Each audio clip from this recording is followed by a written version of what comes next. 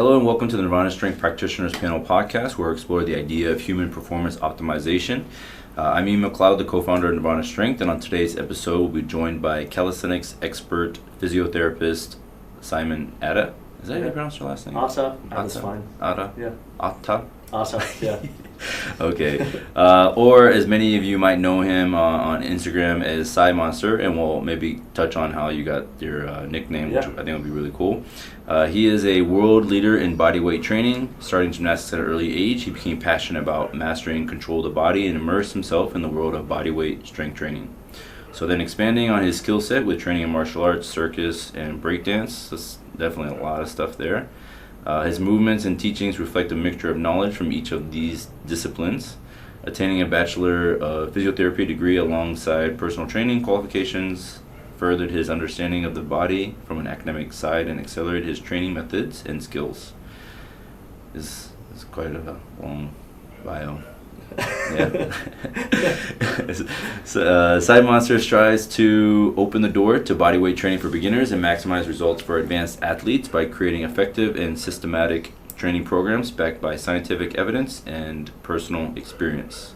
Cool. So now that we got kind of that out of the way, Simon, does anybody ever actually like walk up to you and just be like, "Hey, what's up, Sci Monster?" Yeah, occasionally. Yeah? Yeah, very occasionally, but it happens. Yeah, and I guess I'm sure a lot of people ask you like where you get this nickname. Yeah. Even I think you talked with Dan. With Dan about this, yeah. So I'm not sure exactly who the name originated with, but my background is breakdancing, and we had some breakdancers from Japan visit Australia in 2018 and train with us, and someone was talking about me and was saying Simon, and one of the Japanese guys said, oh, Sci Monster, and that's how the name started. Yeah. Oh, so it's a Japanese guy. Yeah, I'm not sure exactly who it was, so I'd love to give credit if I knew, but I'm not exactly sure. One of the guys from Mortal Kombat crew.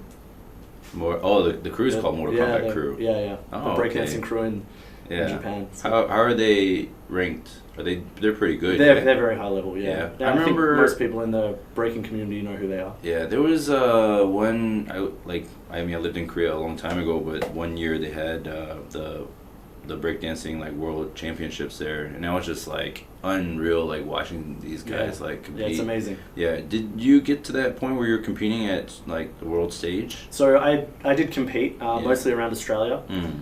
I judged some comps internationally. But yeah, I competed at quite a high level, but I never did Battle of the Year, at least not internationally. Mm-hmm. Yeah. So what generally for the Battle of the Year are those done? Because the one competition I saw was like kind of like the teams were the countries, right? Yeah. So generally you have a Battle of the Year in each country, and then the winner of that is flown to an international final somewhere. Okay. When I was most active with breakdancing, it was usually in Germany, and they'd have a final there where all the top crews from each individual country would compete. Okay, and then how would you characterize your style? I would say it's mostly tricks and power moves. So the thing that's always drawn me to training is trying to do spectacular skills that seem impossible. So really challenging myself with athletic feats and things that are both hard and look cool. Yeah. So in that endeavor, are there certain things that you've come across where you initially thought that was just completely impossible? But definitely. I think most of the skills that I do now, back when I was a beginner or even intermediate in my craft, I thought that's impossible. It's really cool that people can do it, but I never realistically thought I'd be able to do it. So examples of that are planche push-ups. Some of the skills that I've done, back when I started, I didn't even know that they existed or that they were possible. So I started breaking pretty early, and air flares were kind of new when I was starting. If you could do air flares, you were considered quite elite.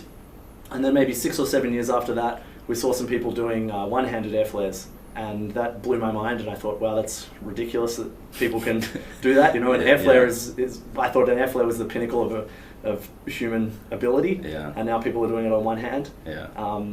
That's something that I achieved that I never thought was possible. No, I love the idea that like what we generally would consider like the extent of our human capabilities, or what do we consider normal, like changing so dramatically. Yeah, definitely, and I think the internet has played a huge part in that. But it does remind me about, like, let's say, for example, the 4-minute mile. Yeah, I was just about to touch on that. The power of belief that you can do something is quite profound. And then as soon as you see one person, you know, do what most people would consider impossible at the time, and then how quickly so many other people do it. Yeah. So even, Definitely. and we talked about this a little bit with Devin with regards to, like, even training programs and a mindset going into your training. For yourself, you ever get to a point where it's you know, difficult to continue your training? I know a lot of people when they, you know, they're on a new training program, whatever, sometimes they just get discouraged from, like, the amount of progress they're making. Or definitely. Yeah, I think everyone experiences peaks and troughs in motivation, and I definitely do. Back when I was about 18, I took a couple of years where I did little to no calisthenics and breaking training, and just did martial arts before coming back to it a couple of years later. So you just completely did something different? Yeah, I just went and did jiu-jitsu 4 or 5 times a week, and did calisthenics kind of as a secondary thing once a week, if that. Did very little breaking in that time. Then I had some pretty serious injuries through that, and kind of went back to breaking at much safer safer art. Yeah, I definitely do think, like, there's definitely a lot of benefit into learning something like jiu-jitsu or wrestling. Yeah, I agree. I think it's so real and it's so raw. There's no ways that you can cheat it. It's very easy to see what is effective and what isn't. Yeah. It's 2 people competing in a very primitive form. Whereas when it comes to breaking and calisthenics, it's a little bit more subjective. It's hard to say who the better person is. So I really like that rawness and realness of combat sports. Like, whenever I hear about, I'm a big like Joe Rogan fan, so anytime he's like talking about jiu-jitsu and his, like, wrestling, and it's quite interesting to hear what, like, professional fighters really think about particular fighting styles. Yeah. And was there any particular reason why you chose to get into jiu-jitsu specifically? Yeah, I think I just saw how effective and dominant it was. So from the early UFCs, I saw that the jiu-jitsu guys were extremely dominant, and I went, wow, this is a great form. This is a really effective martial art and something that I'd like to learn. And then I took a class, and I really saw that. You know, I had people half my size just dominate me and control me any way they wanted. And I thought, wow, this is something that I should learn. No, that's that was funny. I remember, like, even doing, like, the old school, like, Greco-Roman style wrestling. And it's amazing, like, how much you could have, again, like, someone who's, like, a third of your size just destroy you. The other thing that really drew me to that is that you can compete at 100% or close to 100% without injuring each other. You know, it's not like say karate or boxing or Muay Thai, where if you were to compete at 100% every day, you would get extremely injured, or you would get concussed, you'd have brain injury. You can actually roll with someone in jiu-jitsu. You can really see what's effective, what works, what doesn't work, find out who's better, really determine your progress honestly. Whereas with other combat sports, you can't do that. So what were some of the bigger setbacks that you've had with regards to, like, your training? Like, you said you've had injuries. Yeah, I think the biggest ones were injuries. So just about a month into training jiu-jitsu, I was rolling with a guy maybe 40 kilograms heavier than me, and it's quite big. Yeah, so that's gap. Yeah, it's like 90 pounds for people in the USA. And I dislocated my left shoulder. Ended up having a reconstruction. I was in a sling for 8 weeks where I couldn't do. Well, that's quite bad. Yeah, pretty much anything, and then I had to slowly do rehab and build my strength back up. So there was a time there where I couldn't even lift my arm above my head. Not due to restrictions, I just physically didn't have the strength to lift my arm above my head after 8 weeks in a sling. That was a big setback. I had a similar thing with my knee. I had a knee injury. Somebody tripped me up, and I had a meniscal tear in the knee that I flip off. So that set me back a great deal with in terms of tricking and flipping. And I had half of my lateral meniscus removed with the subsequent surgery. And that was definitely a huge setback in my training. That's massive, man. I mean, when you got hurt, like, what were your initial reactions, or how did your mindset change when when you initially got hurt? So with the shoulder, it was definitely very discouraging. I had a lot of instability in my shoulder. I had a great portion of my skill set that I couldn't do, and I didn't actually know what was wrong with it. So I didn't dislocate my shoulder and say, yep, I've got a labral tear, I needed to be reconstructed. I just had this pain and a slight instability. Wasn't exactly sure what was wrong. So you're still kind of functioning like relatively normal? I was functioning definitely at a lower level than I was prior to the injury. But I was still functioning at a pretty high level. So I could still do handstands. I could still do air flares with some pain, but there were definitely skills I couldn't do. So I couldn't do hollow backs. My planche was just didn't quite feel right. And I had an MRI. It was inconclusive. It didn't really show much. So I had a kind of diagnostic arthroscopy planned. They found I'd torn my labrum. I needed a few anchors and had to get that reconstructed and stitched back to the bone. Wow. Yeah, so I wasn't really expecting to have a 6-month recovery after that surgery. Yeah. And it turned out to be a 6-month recovery. When I woke up and the surgeon told me what was wrong with my shoulder, it was a bit of a shock and pretty. Yeah. So did that incident, like with regards to your shoulder, did it change anything with regards to your mindset, with regards to your training?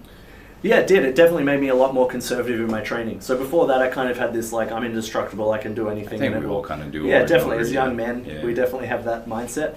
And I'd never had a serious injury before, or definitely an injury that wouldn't heal on its own back to 100%. So when I had that, I thought, okay, maybe I should be a little bit more careful with jiu-jitsu. I don't want to destroy my body. And that's what really took me back to more calisthenics, breaking, and athletic disciplines where I'm in total control. Yeah, I think going back to the idea of like getting injured, particularly when you're young. Like when I played American football for all the way through university, and I think it was like 20 or 21, and I tore my PCL. Yep. And initially it was just like, it just felt like a rubber band. Like it was just very rubbery.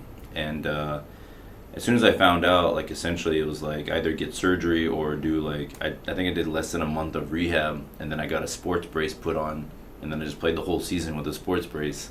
But I think even in that environment, it's so weird, like, and I think sometimes this can be something difficult for people when they're in like let's say in a very high testosterone arena, where, especially in America, where it's like, everybody there is like, oh, don't be a pussy, or totally. Man up, or and you kind of like you end up just sucking it up to your best ability, and I played a whole season with like fractured wrists, and it can be quite difficult in that social environment. I agree. Yeah, there's definitely a lot of social pressure, and I think you succumb to that a little bit more when you're young. Yeah. And that's something I think jiu-jitsu helped me with a lot, was my confidence, and I felt a lot happier speaking up and standing up for myself after I'd done some jiu-jitsu training. But I think most guys in their late 20s and 30s can relate to all the dumb stuff we did in our teens and our early 20s that we wouldn't do now. I look back at some of the things that I did and think, I wouldn't do that. That was stupid.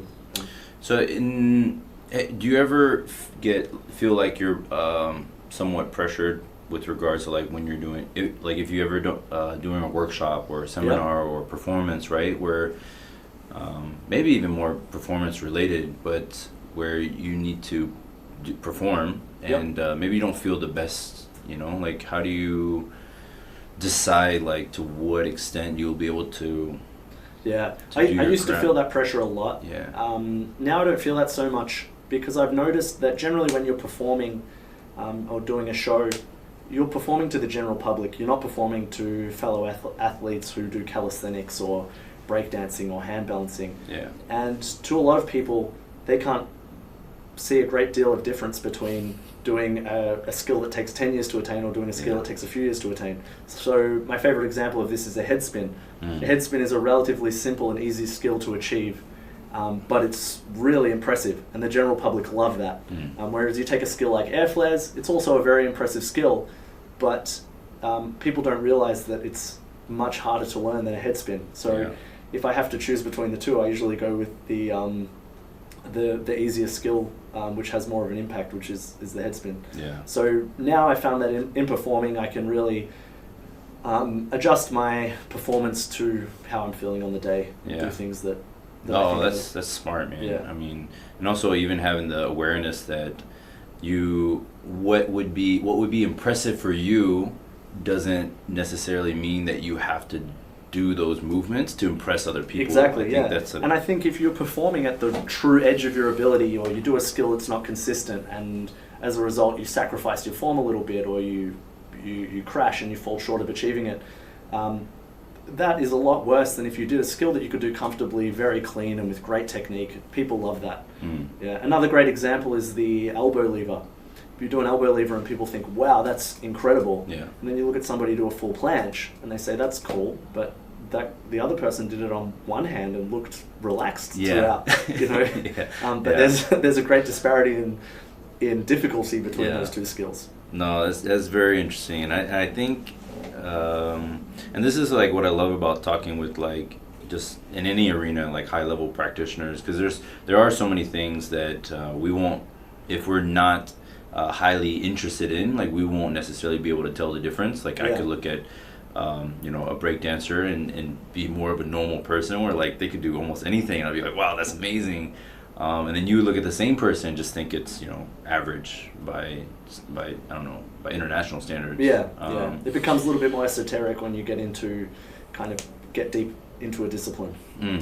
But I think too, when it comes to like, let's say someone who is new to an arena and they see like yourself like performing something like at a very high level, their initial perception is like, oh, I really want to, if I want to be like that and be like Simon, then I need to do the stuff that he's doing right now, but not necessarily knowing that, you're doing the stuff you're doing now in your training, but you have 10 or 15 or whatever, 20 years of all this accessory work or all this work that you've done to build up to where you're at now. Yeah. And I talked with a couple of pro tennis players where a lot of people ask them, like, what are they doing now to help them in their training? But these are complete beginners who probably need to be doing what they did when they were in their teens. Yeah. How would you maybe do it in a way that essentially doesn't like discourage people from wanting to be able to do high level movements, but how do you get people in the right mindset to focus more on, maybe not as the more fundamental stuff? Yeah, so this is something I wish I knew when I started training, but all the difficult skills have their foundations in more basic movements. And if you look at a planche, there are regression exercises that you can use for just about any ability level. So you can do a push-up position and lean forward slightly, and you're training toward the planche. From there, you can take your feet off the ground and do a planche in a tuck position. You can extend the lever toward a straddle and a full position with increasing difficulty. And in the same way that you progress to lift more weights, you do sets and reps at a certain weight. Over time, you overload and you progress to lifting more and more weight. It's similar with calisthenics training. It's just not as intuitive, and it's a little bit more complicated in how you progress with that.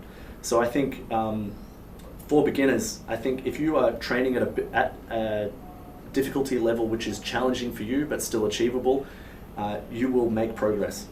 Yeah. So I think the most encouraging words I can give are set small milestones along the way. So when you look at something like a planche, it does seem very out of reach.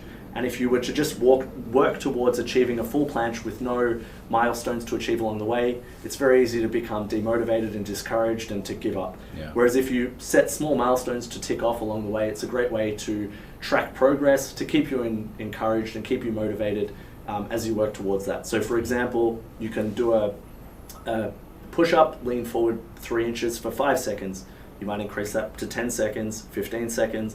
Then you might be able to do a tuck planche. Yeah. And following that method, you'll be able to get to a planche. Yeah, that's the thing. A lot of people don't realize that all of these skills, Rome wasn't built in a day. People didn't go from doing nothing to doing planche. There's a lot of steps between.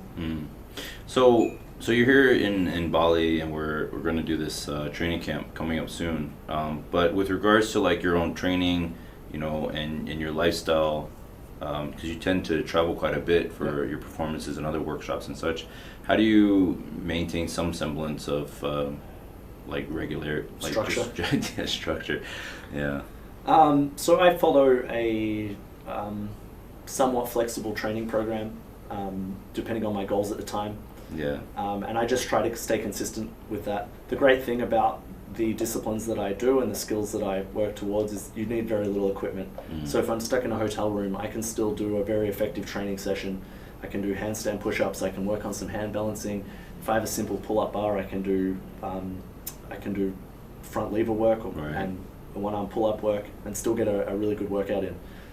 So how do you get some? So if you use the word like flexible, like I have a flexible training program, I always kind of think of when people were talking about like flexible dieting, and then there was the whole like if it fits my macros thing, and then people kept pushing the edge to be like, oh, I can just eat anything that I want to and just do what I want. How would you say, like, how would you promote like flexible training, but to do it in a way that some people wouldn't just like take it to the extreme of being like, I don't know. Yeah, no, I understand the question. So I like to auto-regulate where possible. When I say flexible, I like to use the word flexible rather than relaxed. So I still train very hard, but where possible, I like to auto-regulate things. So for example, I don't time my rest period between every set. And say I need to do 2 to 3 minutes between the sets, or I need to do 2 minutes between a set, and get back to training as soon as that passes. But did you ever do that though? No, I never did that. Never? No. Wow. I find that auto-regulating still allows me to fit within the kind of guidelines that people give for training. So, between strength sets, they might say rest 3 to 5 minutes. And if I auto-regulate, I do fall within that. But it's just one less thing that I have to worry about in my training. So right now I do a kind of push-pull split with my training. I try to do 2 sessions of pushing work a week, so things like planche and handstand push-ups, and 2 sessions of pulling work a week, so things like front lever and chin-ups. And as long as I kind of get those in, I think it's fine to auto-regulate that. So one day, if I'm jet lagged, so for example today, I'm jet lagged. It took me 30 hours to travel here. Yeah. And you try to stay awake as long as you could. Exactly. And if I don't feel like doing intense handstand push-ups and doing a strength session today, I might reduce the intensity and do more of a kind of hypertrophy session, train with a little bit higher volume. It's more comfortable for me, and it allows me to do that without becoming... Still get some work in. Yeah, exactly. Still get some work in and still be happy about it, rather than saying I have to do this and resenting my training. And so we also talked a little bit about like last night about your like eating habits. I think we find a lot of people in the fitness industry that are very like strict or very dogmatic in the way they approach both the fitness training component and also nutrition. But you tend to have a very flexible. I'm definitely more structured with my physical training than I am with my nutrition. So I try to eat cheesecake, healthy, balanced lifestyle. I do love cheesecake. I try to eat generally healthy foods. I would roughly follow... How would you characterize healthy though? I would say I roughly follow the Australian dietetics guidelines if I'm asked about that. So, I eat a lot of grains, I eat a lot of vegetables. I try to not eat a lot of processed foods. But at the same time, I'm not strict on that. If I want to eat some chocolate or some cheesecake, I will do it. There's one guy that we had here. His name is Joachim, and he's a big mobility specialist. And he's from Belgium, but like the Belgium health minister is like one of the most like obese people I've ever met. It's weird that she is in charge of this whole health industry.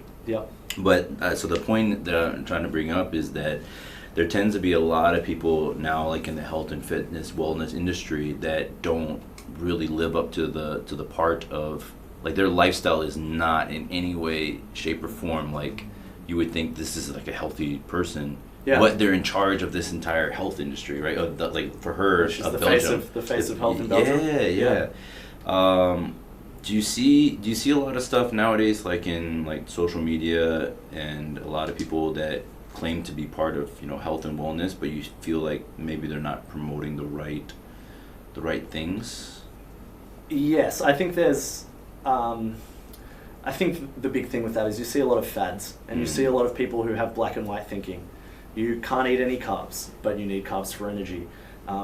Eat a lot of protein, but don't eat too much protein. Get some sunlight for vitamin D, but it also gives you skin cancer. Yeah. And people, yeah. So people have people tend to have a very black and white approach, and I don't think anything in life is like that. And when you really look at things more deeply, it's a lot more nuanced than that.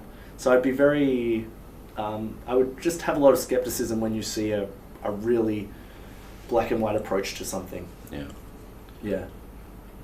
Yeah, it's quite interesting. I think the whole, I think there's definitely a lot of really amazing things that come with, obviously the internet and social media the way it is now. I mean, we're all able to, be able to promote ourselves in a much more expansive way.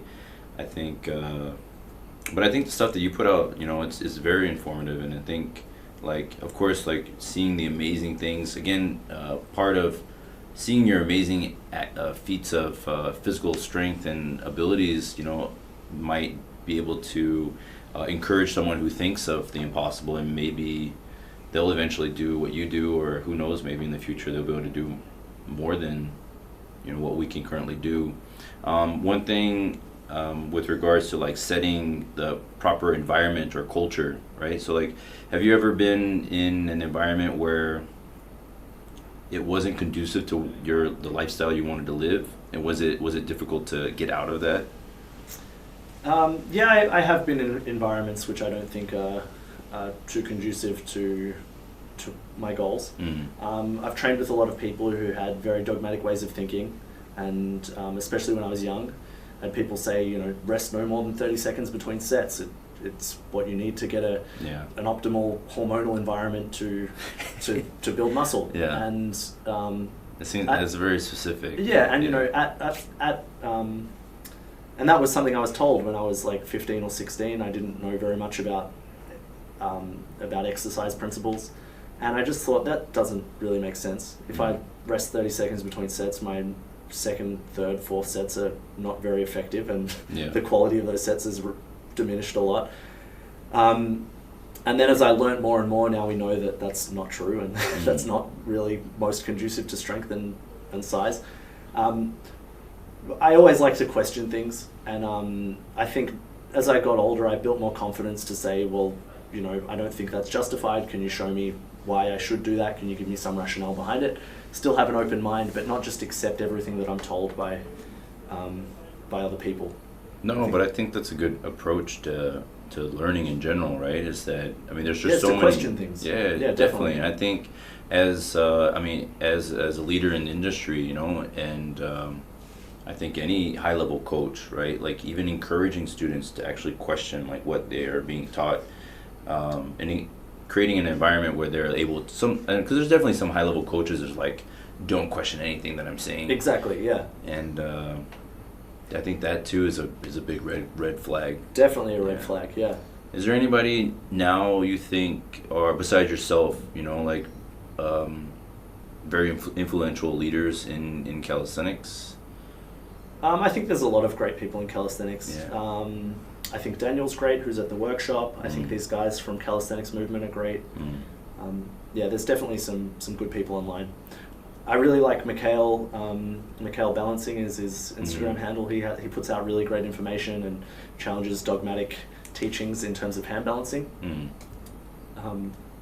Those are people I really respect in the industry. Okay, so to backtrack onto that question, another thing that I found is in Australian culture especially, there's very much a kind of there's a big culture of kind of being negative with your friends and putting them down, and just generally, just among friends, and it's very lighthearted, and it's come on, you pussy, and you dickhead, why would you do that? And then when I moved to the States, I kind of found the culture there's a little bit different, and it's a lot more uplifting. When you say you want to do something, rather than getting shut down by your friends, you have people who are like, that's great, go for it, I think you can do that. And it's a lot more uplifting culture, and I've found that is a lot more conducive to progress. That's something I really like about the United States, and a little bit of a cultural difference. The friends that I train with in Australia tend to be a lot more positive and uplifting, and I try to stay away from those kind of negative environments. So that's something I've found has really helped my training as well. Okay. Yeah. And you've been in the States for how long now? I've been there for 4 years. And what are some other differences that you kind of experienced while you were there? Guns. Yeah. Guns in the States. Well, you've been specifically in Las Vegas the whole time? Yeah, I've been predominantly in Las Vegas. I've done a little bit of travel, but predominantly based in Las Vegas. Definitely a lot of guns in America, for sure. Yeah. Did you ever get one yourself? Or no. Did you ever go shooting? No, I've never gone shooting. No? No. Oh. Yeah. Well, it's like American pastime. I think that's something that is something I want to do before I leave. I'm pretty anti-gun, but I would like to do that before I go. There's definitely, I went one time, like I never really shot any guns, and then my cousin and uncle took me out. And it's weird, it's not, depending on the gun, obviously, but it's not as, you always see like in the movies when they're like shooting like a Magnum, like, 45, and it's just like massive, and it's just like big kickback, whatever, but I didn't feel like it was it felt like it was that as big as like it's expressed in movies and stuff. Even shooting like big rifles, but I think it's definitely an interesting experience. Maybe that's just a sign of your strength rather than. Oh yeah, I could be just super strong. For sure. Because I had some friends who went shooting last week, and they shot a shotgun and had bruises on their shoulder from the kickback. Yeah, I've heard of that happening. Yeah, maybe they need to work on their shoulders. It's not something I can relate to at all. I've never shot a gun. No. Yeah, but there are some other cultural differences. In Australia, we don't tip. That's a big thing in the United States. I personally, I hate how... I like the original intention of what tipping was supposed to be, right? Like, you would show appreciation for someone who's gone above and beyond, like, their Call of Duty. Yeah. I think it's gotten a little bit out of hand. Yeah. Like, yeah. Because, like, now it's That's definitely not the culture now. It's... You have to tip no matter what. Yeah, it's so weird, and it's like, and it's increased. Like I remember, like 15 years ago, where it was like you tip no matter what, but it was only like maybe 10%. Yeah, now it's 20 like, as a standard. 20 is a standard, and man, it definitely gets real expensive eating out.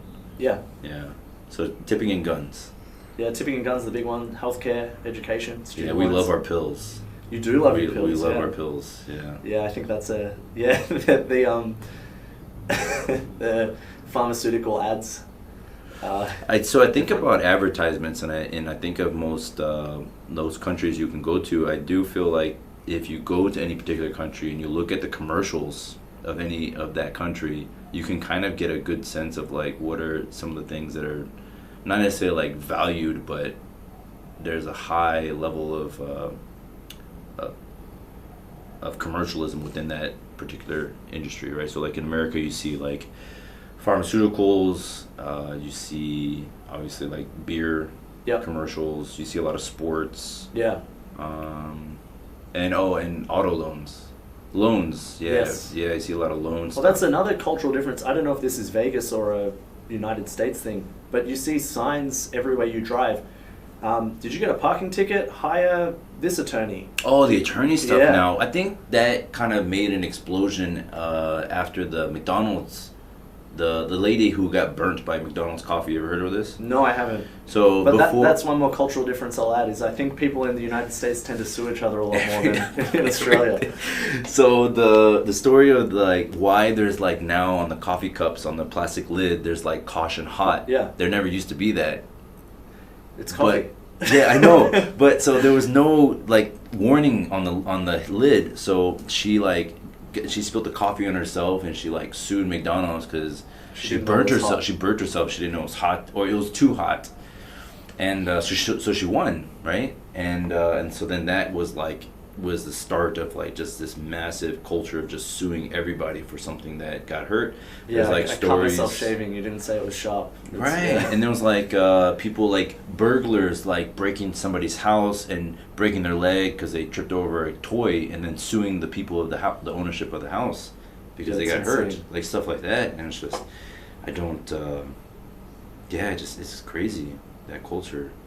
Yeah, gotta get away from it. Yeah. So, going to other aspects of your life. Besides like fitness and performance, what do you do in your free time? Like, do you read books? Do you go on long walks on the beach? I don't do many long walks on the beach. No.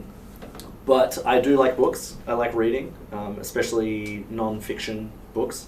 I like listening to podcasts. I like nature, so I spend a lot of time visiting national parks. Any particular ones in the States that you really enjoy? I loved Yosemite. Oh, okay. I've heard really good things. I think Yosemite was definitely a favorite. Yeah. Zion's beautiful as well. They're all beautiful. There's a lot of great national parks. Maybe next time you come, there's one up north in Bali. There's like a massive national park. Cool. But there's a lot of like really cool hiking stuff. There's lots of cool nature around here, waterfalls and things. I mean, Bali, some people think of, this is a funny thing about geography in Americans, right, is like they'll think that Bali is the actual country, and then like Indonesia is like inside Bali or some weird stuff like that. But Bali, it's massively bigger. It's much bigger than most people kind of expect, because they kind of just go to like Kuta or Seminyak and tourist spots, right? Yeah, but for sure, if you come back next time, or when you come back next time, if you had some time, there's definitely tons of stuff to do up north, which is really cool. But I like topics like philosophy and psychology. I play chess a little bit. Not at a high level. I just enjoy it. Have you ever done, like, just for fun, like join a chess tournament or anything? No, like that? I just play with friends usually. For money. And not for money. I'll start doing that. But I drink a lot of coffee. I cook a little bit. I like food. Yeah. I like experiencing. You have a go-to food dish? Like, let's say you're gonna like invite a lady over. What would you cook? That would depend on the lady. Yeah. I'll probably cook kafta or a Middle Eastern dish, lamb kind of burgers. Sweet. Yeah, that's a favorite of mine. Okay. Yeah. Where'd you learn to do that? So my background, my dad's Palestinian, so that's where I learned that. He taught you? Yeah. Oh, sweet. Yeah. That's pretty legit, man. Yeah, it's cool. Yeah. I mean, I think this is. So this kind of brings up I would say my mother taught me, but she would have learned from the influence from my dad and his family. So So she probably tried the recipe in many different ways, but they were the critics that helped her make adjustments to the recipe. I think my dad's mother came to Australia and lived with us for some time, and my mum learnt a lot of Middle Eastern recipes from her, and then I learnt through my mum and my dad. Yeah. So this brings up a thought in my head with regards to, like, sometimes, maybe something for just for yourself, you're looking at your own life, might not think of it as like an interesting point of conversation, but I think, like, even just like, this is actually really cool. I like the point you bring up about your background and like the cooking and because I think a lot of people, obviously they're mostly only seeing the performance stuff and the fitness stuff, but seeing like that you're having all these like really quite large variation of interests. And then just even giving the whole he's like a normal person kind of understanding. He's not just a Sci Monster Superman. Oh, thanks. No, which is really, really, really cool. Is there anything in particular you're reading now? Right now, I'm not reading anything. I just finished The Moral Landscape by Sam Harris. I love Sam Harris. Yeah, he's my favorite author by far. Yeah. Have you watched any of the YouTube videos with Christopher Hitchens? Yeah. Man, I wish I would have seen that guy live.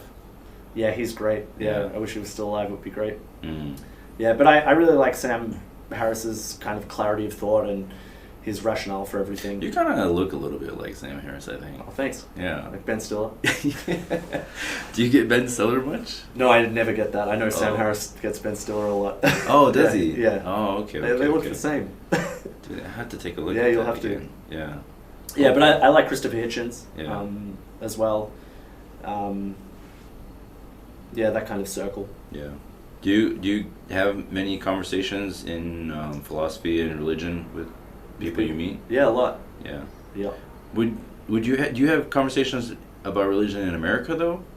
I pick my battles. Yeah. Yeah, I think it's quite interesting. Yeah, there's things that I've learned not to touch. So, generally inflammatory topics like religion and politics are things that I try to stay away from unless it's somebody that I feel will have an honest discussion with me with an open mind. I think a lot of people who have opposing ideas treat it as kind of a battle for victory rather than trying to reach a consensus on what is actually true. Yeah. So I think if you're not actually going to have a productive conversation, then what's the point? I found the same thing with talking about guns in the United States. I learned very quickly that that some people you can give, there's no reason you can give that it doesn't involve a good guy with a gun. Yeah. As a solution. To gun homicides. Yeah, it's quite interesting. I mean, especially some of the arguments. We shouldn't do anything to keep guns from the bad guys. We should just keep giving more guns to the good guys. Yeah, give the toddlers guns. That's a nuts one. Like, there's like a massive amount. It's like unbelievable amount of parents that get shot by their toddlers because guns would get left well, if you around. gave the parents guns, they could have protected themselves from the toddlers. Yeah. Yeah, but that's something that I probably shouldn't have spoken about on a podcast that will be public, but I think that's a very inflammatory topic as well, especially in the United States. So I try not to have that conversation unless I feel somebody is going to treat that conversation honestly and have an open mind and genuinely be open to changing their opinion. Yeah, but I think just so even getting away from religion and guns and inflammatory topics. Yeah. Like, even that, but you think of even nutrition now has become such a conversation of massive debate where people are just dogmatic in their way of thinking. So that comes back to, this is one reason why I am very relaxed with nutrition, and I think I definitely have a better understanding of exercise principles than I do of nutrition. Yeah. So where things have been shown to be better and in training, I try to utilize that. Yeah. But I found with nutrition, there are very few things that experts in the field have a consensus on. So you can talk to one doctor or nutritionist, let's say dietitian. I think they're the people that you should be talking to when you get nutrition advice. Right.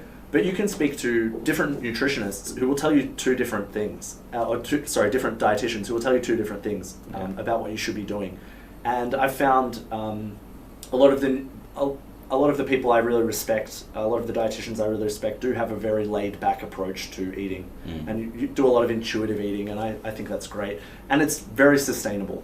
So that's why I do it. It improves my quality of life. I'm generally happier when I do that than sticking to a rigid diet. Yeah. And I don't feel I would get much of a benefit from having a strict diet. Yeah, it does. It makes a lot of sense. I know there's a lot of people that are looking for the perfect diet or the perfect way of doing something, but even if they were to find this perfect solution to their problems, probably wouldn't stick with it at all. The other thing is, you can have a perfect, in quotation marks, you can have a perfect solution. Yeah. So you see this a lot with exercise science studies. You might have something which is on average better for, A is better than B on average for a population. If you change the population, you might see the other way around. Then you have individuals within groups that respond better to B than to A. Yeah. So even if you have a solution which is better on average for a population, it doesn't mean it's better for the individual. Yeah. And that might change at different times for that individual as well. So I just don't think things are as black and white as people often say they are. Have you delved much into Eastern philosophy with regards to health, nutrition, exercise? Even when you meet let's say the guys from Japan, are they approaching their craft in breakdancing differently than the way? Not really. I'm not. When you say Eastern philosophy, you mean with regards to health? Asians. Yeah. Well, in any arena. With things like meditation and mindfulness, I have, but otherwise not really. To answer the question with breakdancing, I think it's a very similar culture. I found that one of the reasons that the guys in Japan were so good was they just practice really hard and they practice often.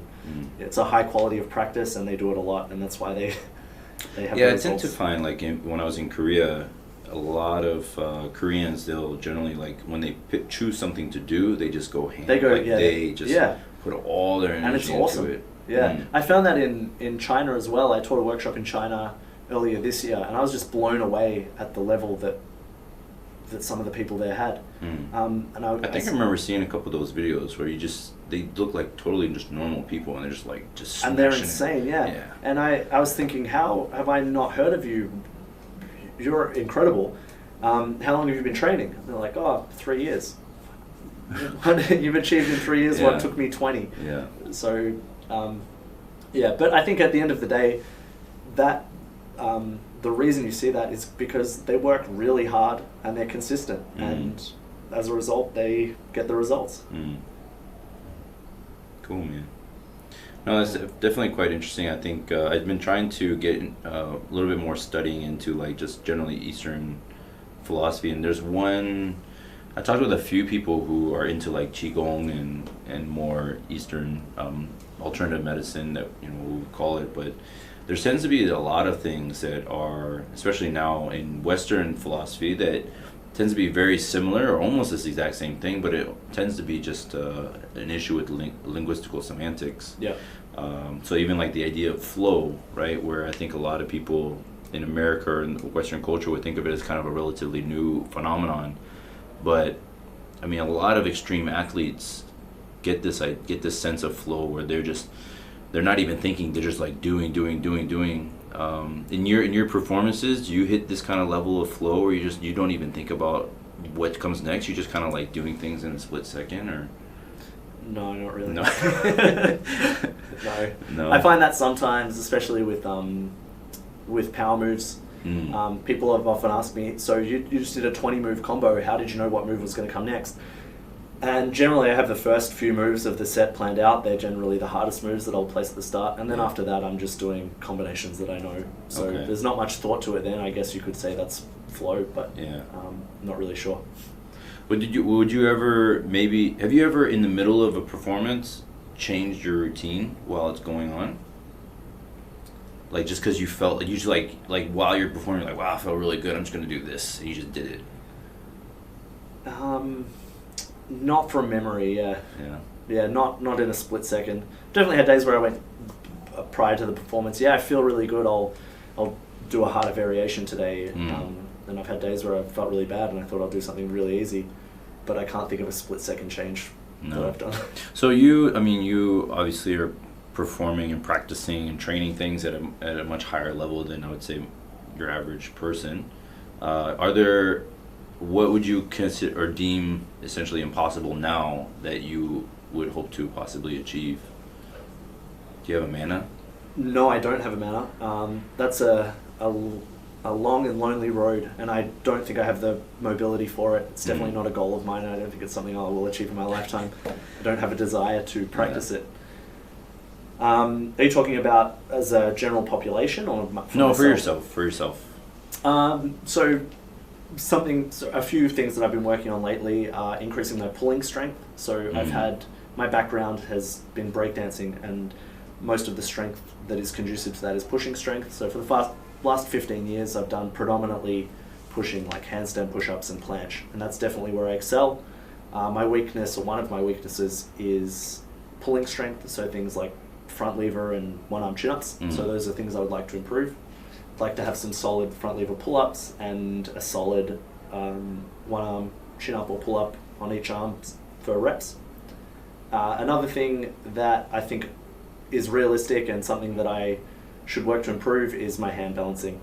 So I definitely don't have very good technique with my hand balancing. It's kind of... But I think even in just saying that, when most people look at your account, they're like, "Oh, how are you not good at hand balancing? You seem like such a dynamic." Yeah, so I think if you spoke to a high-level hand balancer, it becomes very salient. Or if you look at the difference between me and a high-level hand balancer, they can stay on one arm in a static position with nice lines for a long period of time and change shapes.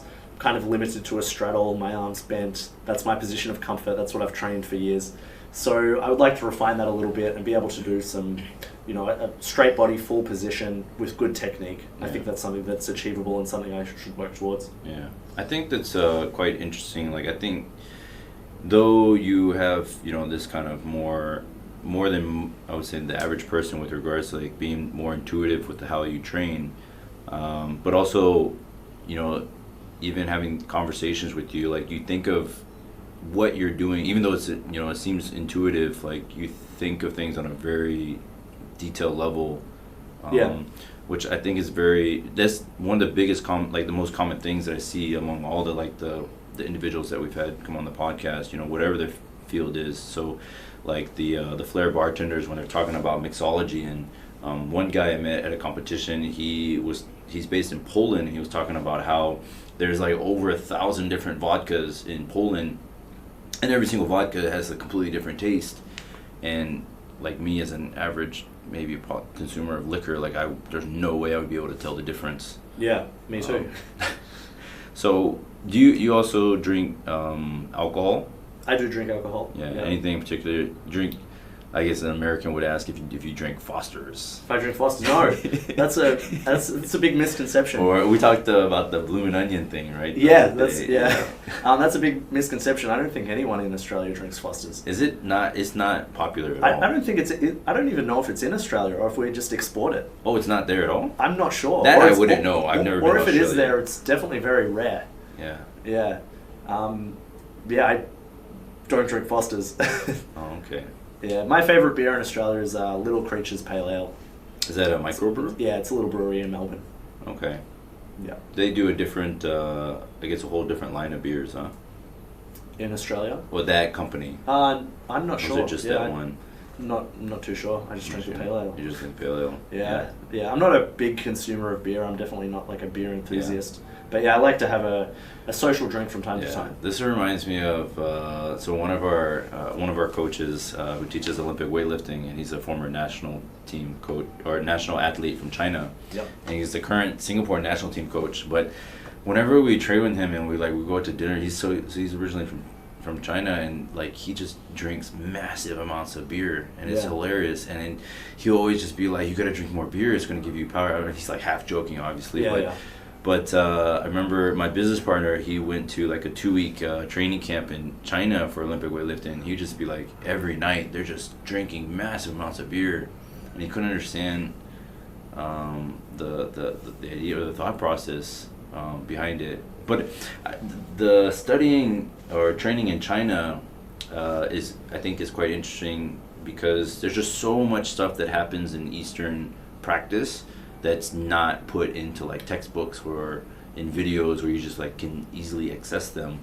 Are there any? Do you have an example of? Well, like Chinese weightlifting techniques and the exercises they would do. There's things that Coach Wu would teach us in Olympic weightlifting in the seminars here that, with regards to one of the videos I'll show you later, but he talks about the entire movement of Olympic weightlifting as purely as like a dance movement, as like the fluidity of everything. It's very cool, and it's kind of have like a very Bruce Lee-esque philosophy in the way they treat the movement. Yeah. But I think like having that opportunity to learn from different high-level practitioners in so many different arenas, even if it's something similar to what you do, if they're from a different country, they might have like a different approach. Has there been anything that sticks out to you that you've learned from other high-level practitioners that's helped you in your progress? Nothing that stands out. I think with that, one thing that I've learned is that you can achieve the same result in many different ways. Mm. So you'll see, if you look at all the high-level athletes in any field, you generally see similarities, but you don't see them doing the exact same program. I don't think there's a perfect approach for everybody.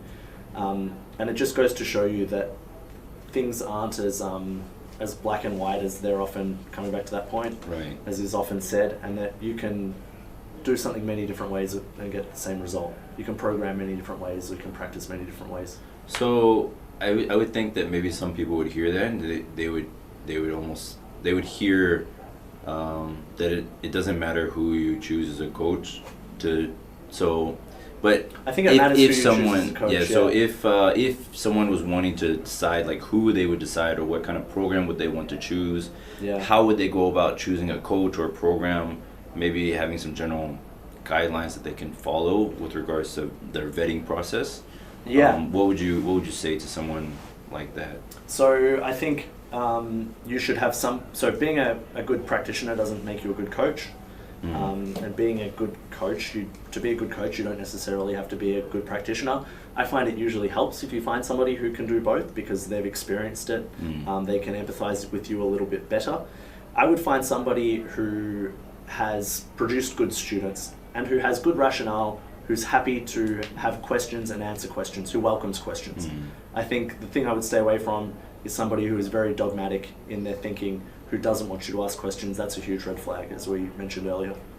Yeah. But if you have somebody who's coached people, they've had good results with the people that they've coached, and they're open to questions, their philosophy or the rationale makes sense to you, they're probably a good person to coach you. Sounds like a pretty legit answer. Yeah, it's pretty straightforward. Pretty straightforward. Yeah. But I think even that response is very logical. Yeah, go ahead. Yeah. To go back to the point about having many ways to do something, that's a bit difficult because when you have somebody who's new to a field and they want to learn something, they often do want a very structured program and they want to be told about what position should my fingers be in, what position should my elbows be in, how many reps should I do? Should I do 6 or should I do 8? And when it comes down to it, it probably doesn't matter. If you're doing 3 sets of 6 or you're doing 3 sets of 8, at the end of the day, you're going to get very similar results. You might bias strength a little bit more by doing 6 reps versus 8 reps, or doing 6 RM versus an 8 RM. But at the end of the day, you do get very similar results. But some people just really want to be told, exactly what to do. And I think a good coach will know that and know that there are many different ways to do something. Results are often blended. You can program in a number of different ways. You can do full body every day. You can do push-pull splits. You can do upper-lower splits. And if you match for things like volume and intensity, you can probably get a similar result ultimately with any of those programs. I think a good coach will know that and also be able to guide you in a manner that is effective. One more thing with good coaches, I think a good coach should be understanding of your preferences as well. Because it doesn't matter if your program is optimal if it's not followed. So I think a good coach will listen to you, will have good rapport with you, understand your goals, understand your preferences in your training, and design your program around that. I think they should be flexible. I think like everything you're saying is quite logical, and I think it makes a ton of sense. And it's amazing to me, like whenever you even like speak with somebody and you were to tell someone who's like new to the industry, or maybe they've experienced like 20 other coaches, and then you just give them a very like thoughtful, like logical response to something, they're kind of almost amazed that you would even speak in that manner. Because I think there's a lot of places where like we've actually had a couple of members who walked in, and like as soon as they walk in off the street, they're like, okay, if I train with you for 2 months, like where am I going to be? And expecting like a real like answer in that, like, okay, in 2 months we're going to get you like I get the same question. Simon, how long is it going to take me to do a planche? I can straddle planche. I can tuck planche now. How long is it going to take me to do a straddle planche? And there are so many factors which affect that. There's huge variance between individuals. Even if you gave them the same program, 2 different people will respond differently. But at the same time, it sucks to just give an answer like, well, I don't know, somewhere between like a few months and never. So it's nice to give kind of a guideline where possible. So you say, well, a lot of people that I've coached have achieved a straddle planche starting at 0 in a year. That might be a good kind of guideline. But that being said, there is variation, and it could change plus or minus a few months. Just a few months.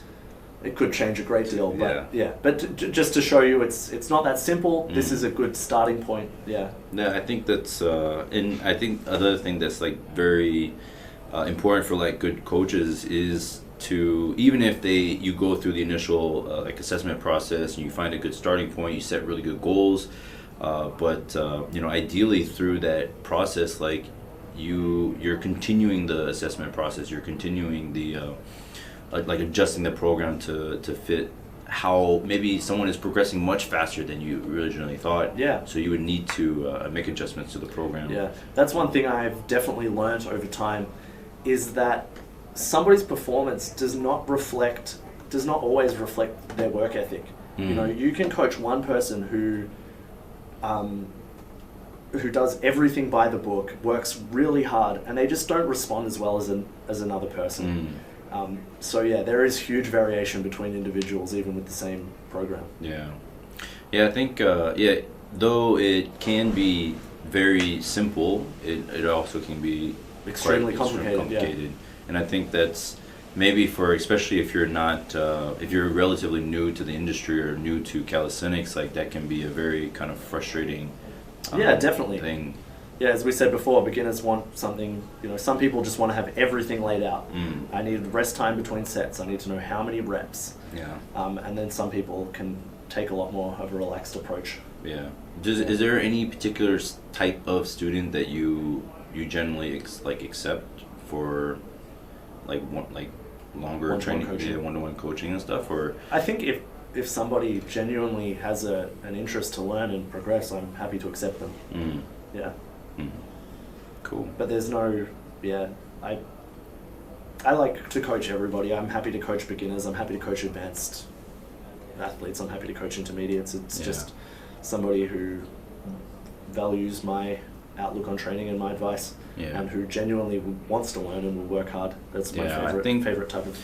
That's quite interesting. I mean, as much as, you know, I think you know, as students or members or clients or whatever, you know, like that whole interview process of deciding like what kind of coach you want. I mean, coaches as well, I think, should do a good job of, you know, not necessarily just accepting anybody that would be willing to. You definitely have to vet people. I try to keep my numbers kind of small. If I tried to coach 30 people at once, I would do a very poor job. Right, it's just too many. Exactly. So at the moment, I'm coaching 3 to 5 people. And that way I can invest a lot of time into them. I can give them highly individualized programs. I can get a lot of feedback and give a lot of feedback.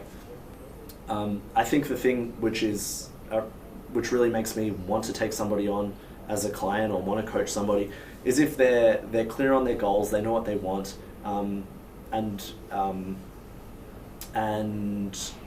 I'm stuck for words what I want to say. Yeah, if they can give a kind of